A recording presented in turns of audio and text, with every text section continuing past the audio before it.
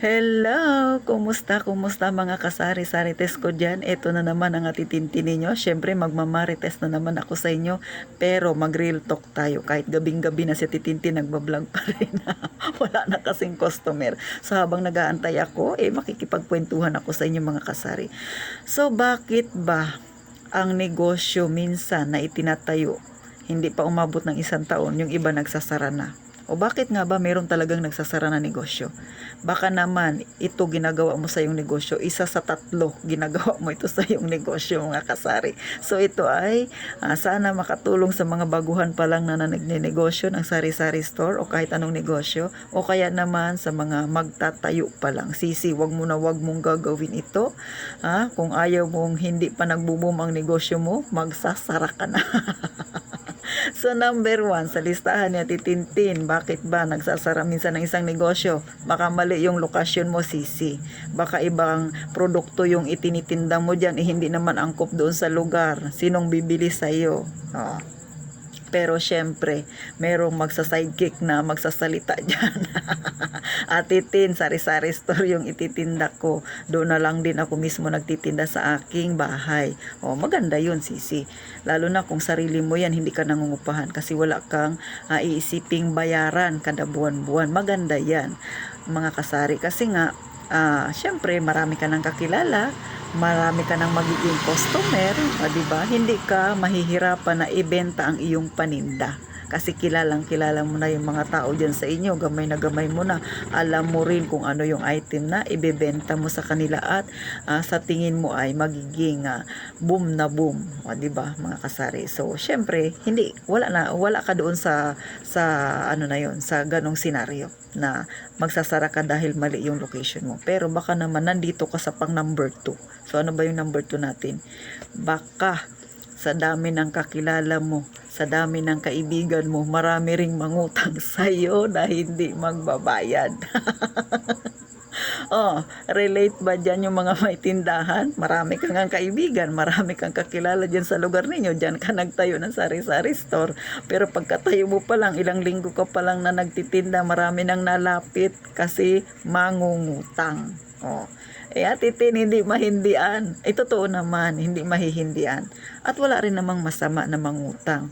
Pero sana yung papautangin mo marunong ding magbayad. Kasi pag pinautang mo ng pinautang yan at hindi naman nagbayad, ginawa ka ng grocery store, lahat na lang dyan na kinuha sa'yo. Tapos pagka ilang araw, ilang linggo, hindi na nagpakita sa'yo. Tapos tuluyan ang hindi nagbayad. Pag siningil mo, nagagalit-galitan na sa'yo. Nako, goodbye talaga yan, sisi. Tapos marami pa yung pinautang mo na ganyan ang ugali. Nako, ano pang ipaparuling mo? Hindi talagang magsasara ka. Hindi ka magsasara dahil wala nang laman ang tindahan mo. Magsasara ka sa stress. Imbis na makapagbigay ng kaligayahan sa'yo yung iyong negosyong itinayo, na-stress ka. At dumami ang iyong kaaway, na-depress ka. Diba mga kasari? So, mahirap talaga yung may negosyo. So, number 3 na tayo at panghuli mga kasari.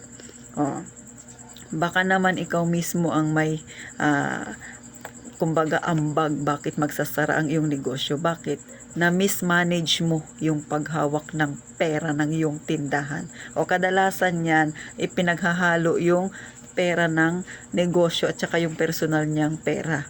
Diba? Minsan ganyan, mamamasyal ang isang pamilya, kinulang ng budget, doon humugot sa pera ng tindahan niya. Ayun, wala na siyang pambili ng paninda.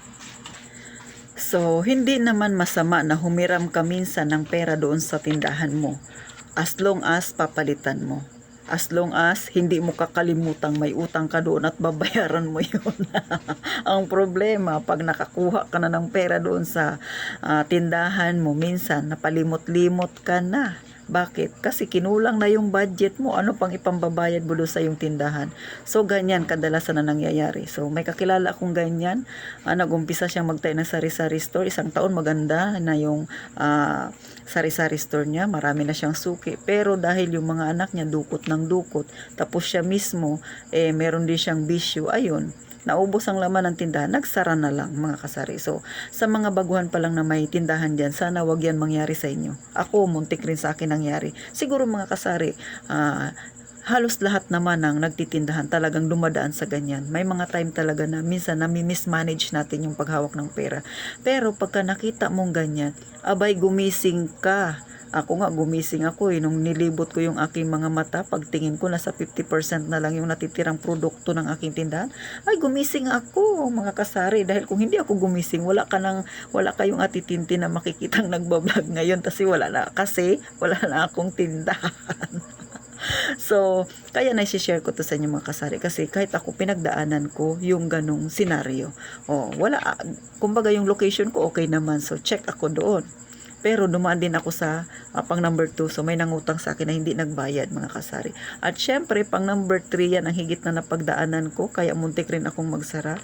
Na-mismanage ko yung paghawak ko ng aking puhunan. So, yan yung aking paalala sa mga baguhan pa lang na nagtitindahan. Pag-ingatan talagang maigi yung pera natin sa ating negosyo. Kasi nga, mahirap ibalik kapag yung iyong tindahan ay ubos na halos ang laman mga kasari. Ang mangyayari niyan, mag-uumpisa ka na naman sa simula. So nakakapagod, minsan nakakalumural, o di ba? Ayaw man nating sabihin talaga ng direktahan, pero totoo, nakaka-stress pag nakita mong wala ng laman ng iyong tindahan, wala ka ng pambili, tapos hindi mo alam kung saan ka kukuha ulit ng iyong ipupuhunan sa iyong tindahan.